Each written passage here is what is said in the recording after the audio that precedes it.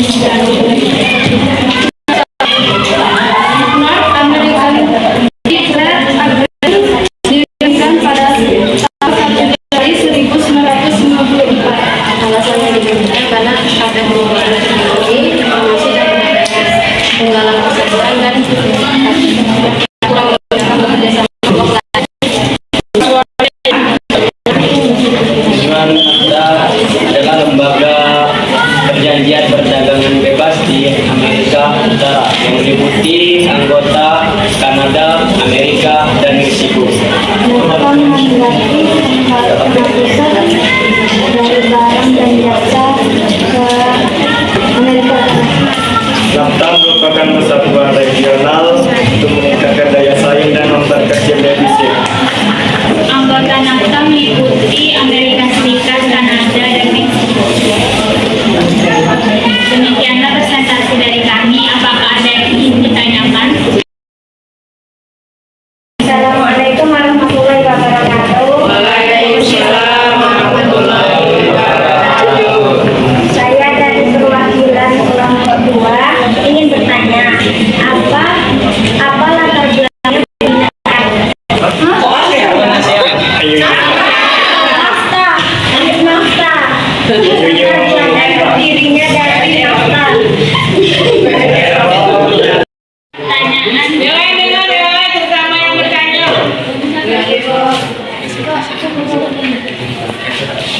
Berdasarkan pertanyaan dari kelompok GEC, apa latar belakang dari berdirinya NAFTA? Latar belakangnya adalah perjanjian perdagangan Amerika Utara. Ke sana nih maunya Pak audiens. Ke yang bertanya pertama. Cuma itu Teo. Iya. Kemudian perdagangan Amerika Utara. Boleh. Kalau belum puas boleh terjawab. Apakah sudah puas dengan jawabannya?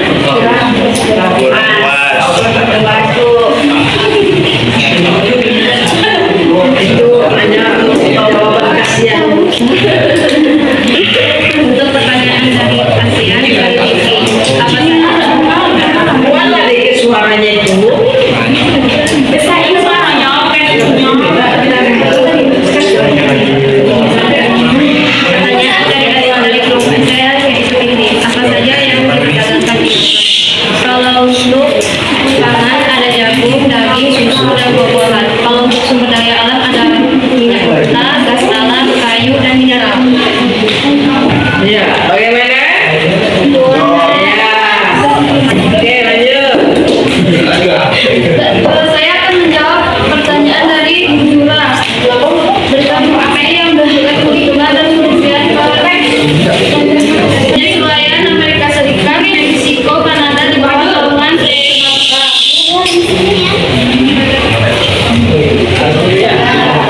menghasilkan peningkatan besar dan perdagangan investasi antara Amerika Serikat, Kanada, Meksiko yang menguntungkan konsumen dengan harga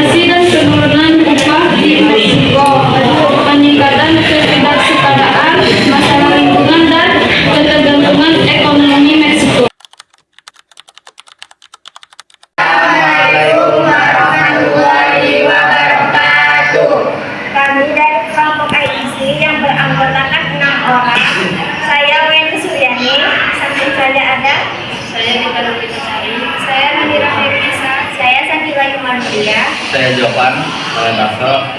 Ingin menyampaikan materi yang kami catat, mulai dari Shakira. European Economic Community atau biasa disebut Masyarakat Ekonomi Eropa. EEC dimulai pada tahun 1954 dengan pasaran bersama untuk batu bara dan baja dengan negara Jerman dan Prancis. MBE disusul oleh negara Yunani pada tahun 1980 dan negara Spanyol 1985. Tujuan utama EFTA adalah untuk menghapus hambatan-hambatan perdagangan yang ada di kawasan Eropa. EFTA European Free Trade Area didirikan pada tahun 1959 sebagai lembaga kerjasama ekonomi antar negara. Pada tahun 1973, negara Denmark, Inggris, dan Irlandia menjadi anggota EEC. Di sini kami akan langsung menjawab dari pertanyaan-pertanyaan yang sudah ditanyakan oleh Fikri, Abdul, dan Arya yang dijawab oleh Basot.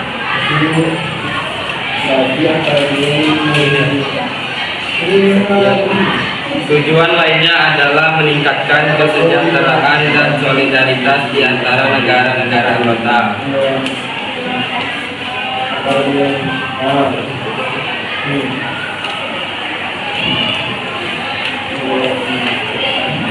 Yang akan menjawab pertanyaan dari Arya, kelompok FK. EEC memfasilitasi perdagangan antara anggotanya dengan menghapuskan hambatan perdagangan dan menciptakan pasar tunggal.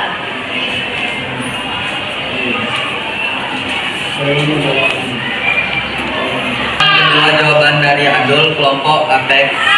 Pengaruhnya adalah peningkatan daya saing global melalui pasar bersama yang memfasilitasi perdagangan bebas. Demikianlah hasil jawaban dari kami yang sudah terjawab dari tiga kelompok tersebut dengan hasil yang puas. Sekian hasil presentasi dari kelompok EEC kami. Mohon maaf jika ada kesalahan dan kekurangan. Mohon maaf sebesar-besarnya. Wassalamualaikum warahmatullahi wabarakatuh.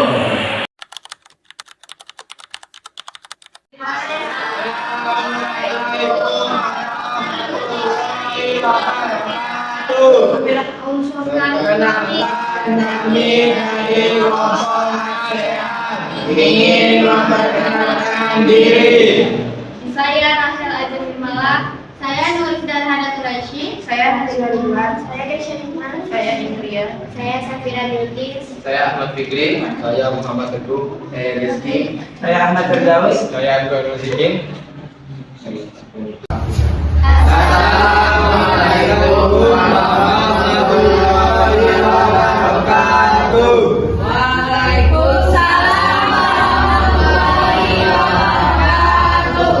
Perkenalkan, kami dari kelompok ASEAN akan mempresentasikan hasil kerja kelompok kami. Akan dimulai oleh 1. ASEAN didirikan pada tanggal 8 Agustus 1967 di Bangkok, Thailand. Adapun tujuan pembentukan ASEAN yaitu mempercepat pertumbuhan ekonomi, sosial, dan budaya di kawasan ASEAN. ASEAN didirikan oleh 5 negara yaitu Indonesia, Malaysia, Filipina, Singapura, dan Thailand. Ketika pembentukan ASEAN di deklarasi Bangkok ditandatangani oleh Menteri Luar Negeri masing-masing dan Indonesia diwakilkan oleh Adam Malik. Seiring perkembangannya, anggota ASEAN pun bertambah. Anggota ASEAN yang terbaru yaitu terdiri dari pertama Brunei Darussalam, kedua Vietnam, ketiga Laos, keempat Kamboja, dan kelima Myanmar. Di Komite ASEAN itu bekerja di bidang pertahanan dan bahan pangan, dan komite bekerja sama di ASEAN perdagangan. Baik, ASEAN yaitu kepanjangannya adalah Association of Southeast Asia Nation. Dalam bahasa Indonesia adalah Asosiasi Negara Asia Tenggara. Rizky. Tangan deklarasi Bangkok bukan hanya dari Indonesia dan ada juga dari Malaysia, Filipina, dan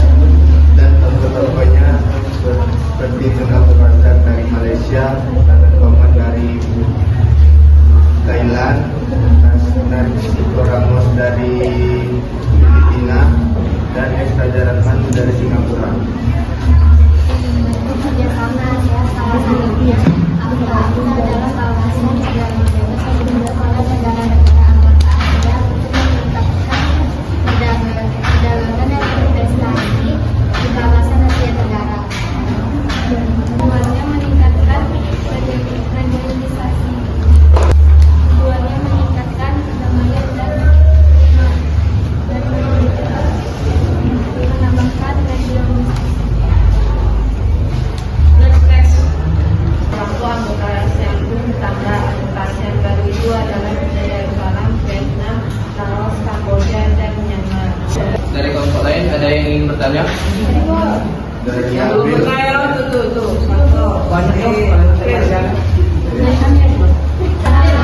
Saya Sakila dari kelompok YESI bertanya, apa manfaat bagi Indonesia dengan adanya keanggotaan di ASEAN? Perkenalkan, nama saya Aprina dari kelompok NAFTA. Apa nama pertemuan tahunan para pemimpin negara ASEAN? Assalamualaikum warahmatullahi wabarakatuh. Salam. Kami Sudah dari kelompok APEC. Kami bertanya kepada kelompok ASEAN, apa tantangan terbesar yang dihadapi bagi ASEAN sekarang?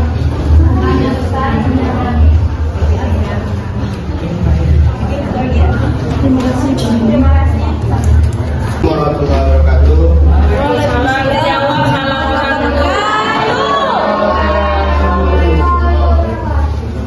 Saya di sini akan menjawab pertanyaan Mbak Lala, apa manfaat bagi Indonesia menjadi keanggotaan ASEAN?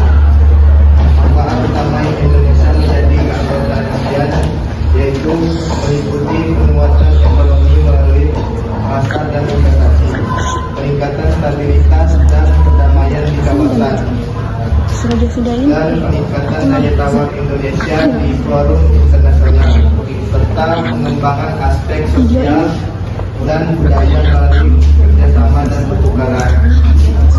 Indonesia mendapatkan keuntungan dalam perdagangan, aksesibilitas hingga peningkatan kesejahteraan dan keamanan regional. Saya akan menjawab pertanyaan dari Aprina dari AFTA. Pertemuan tahunan para pemimpin negara ASEAN dikenal dengan nama Konferensi Tingkat Tinggi KTT ASEAN.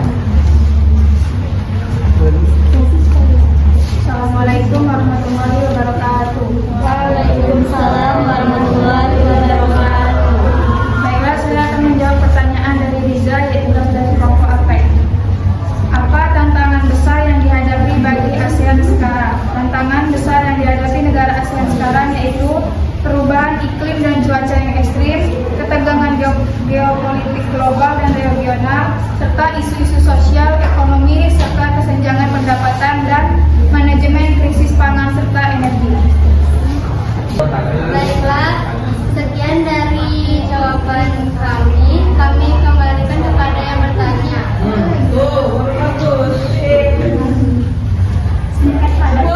Bagaimana dengan jawaban Sakila, bagaimana? Si A dari kelompok itu jawaban kami bagaimana? Sakila dari kelompok edisi, apakah sudah terjawab? Tidak. Sangat baik jawabannya. Terima kasih. Alhamdulillah. Berikutnya untuk Aprina dari kelompok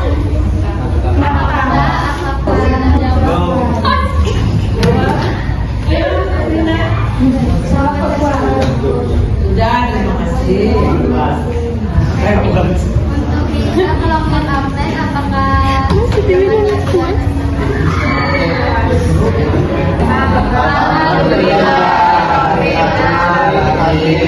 Presentasi dari kelompok ASEAN.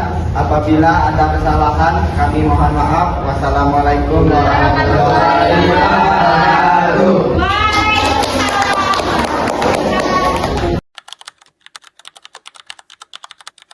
Assalamualaikum warahmatullahi wabarakatuh. Perkenalkan kami dari kelompok APET. Perkenalkan nama saya Fatin Jailani. Saya Meldi. Saya Siti Nurhalida. Saya Rizka Rasmaili. Saya Muhammad Hadi Purana. Saya Zulma Getia. Saya Vidya Fitri. Saya Nadira. APEC atau singkatan dari ASEAN Pacific Economic Cooperation merupakan kerjasama ekonomi di ASEAN Pasifik, di mana dicetuskan oleh Mantan Perdana Menteri Australia bernama Bob Hawke. Dan seperti kita ketahui, pertama kali APEC yaitu pada bulan Januari 1989 di Australia dan dihadiri oleh 12 negara. Tujuan pokok utama APEC adalah melakukan liberalisasi perdagangan dan investasi.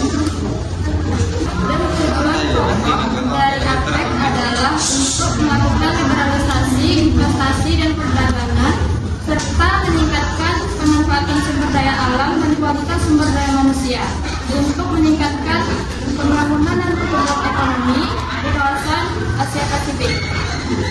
Untuk mencapai tujuan tersebut, APEC telah menyusun agenda liberalisasi secara bertahap sebagai berikut. 1. Pada tahun 2010, liberalisasi perdagangan dan investasi antara industri maju di kawasan Asia Pasifik. Dan pada tahun 2020, liberalisasi investasi dan perdagangan di antara negara di kawasan Asia Pasifik. Prinsip dasar pembentukan APEC adalah sebagai konsultasi dalam memecahkan permasalahan ekonomi, perdagangan dan investasi yang berlanjut. Dalam rangka mengenai ekonomi berkelanjutan, APEC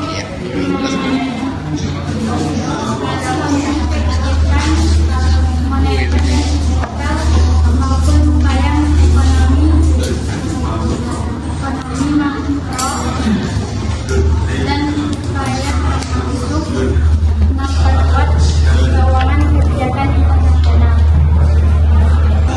Dihadiri oleh 12 negara, yaitu 6 negara anggota ASEAN, yaitu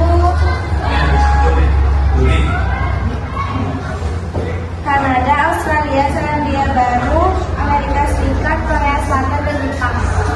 Pada pertemuan pertama di bulan Januari ada beberapa hal yang yaitu APEC diberikan menjadi suatu blok perdagangan dan segala hasil pemikiran dan pengembangan akan diberikan kepada verifikasi di kawasan Asia Pasifik. Pertanyaan dari kelompok yang bertanya. Baik, saya akan menjawab pertanyaan dari Rizka, kelompok kita. Peran APEC dalam memfasilitasi perdagangan bebas di kawasan Asia Pasifik, yaitu mengurangi hambatan perdagangan seperti tarif dan prosedur dan kita yang lebih model dari liberalisasi dan fasilitasi perdagangan seperti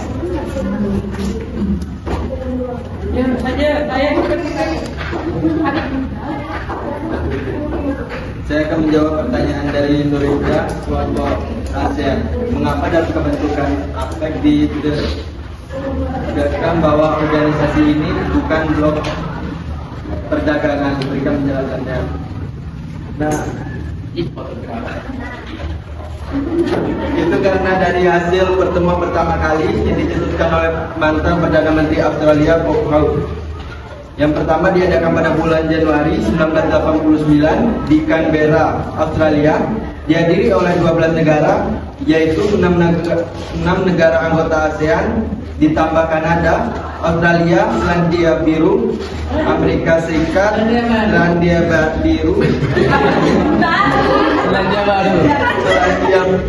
Baru, Amerika Serikat, Korea Selatan, dan Jepang. Pada pertemuan tersebut telah disetujui dan termasuk APEC didirikan bukan menjadi suatu blok perdagangan. Saya akan menjawab pertanyaan dari April dari organisasi ASEAN. Jika APEC dipaksa menjadi organisasi supranasional, negara mana yang menolak dan mengapa? Jika APEC dipaksa menjadi organisasi supranasional, kemungkinan besar negara-negara anggota yang merupakan negara berkembang akan kekhawatiran tentang hilangnya kedaulatan ekonomi dan potensi kerugian bagi ekonomi domestik mereka akibat persaingan yang lebih ketat dengan negara-negara maju di kawasan tersebut. Negara-negara berkembang mungkin merasa bahwa struktur supranasional akan menguntungkan negara-negara maju dan membahayakan kemampuan mereka untuk mengembangkan industri dan infrastruktur ekonomi secara mandiri.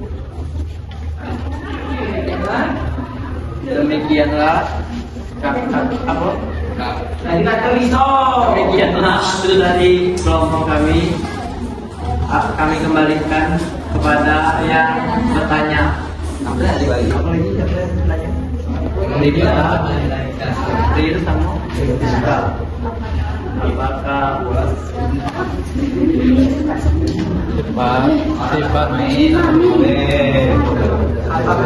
Apakah jawaban Anda sudah terjawab? Alhamdulillah ya Allah. Alhamdulillah.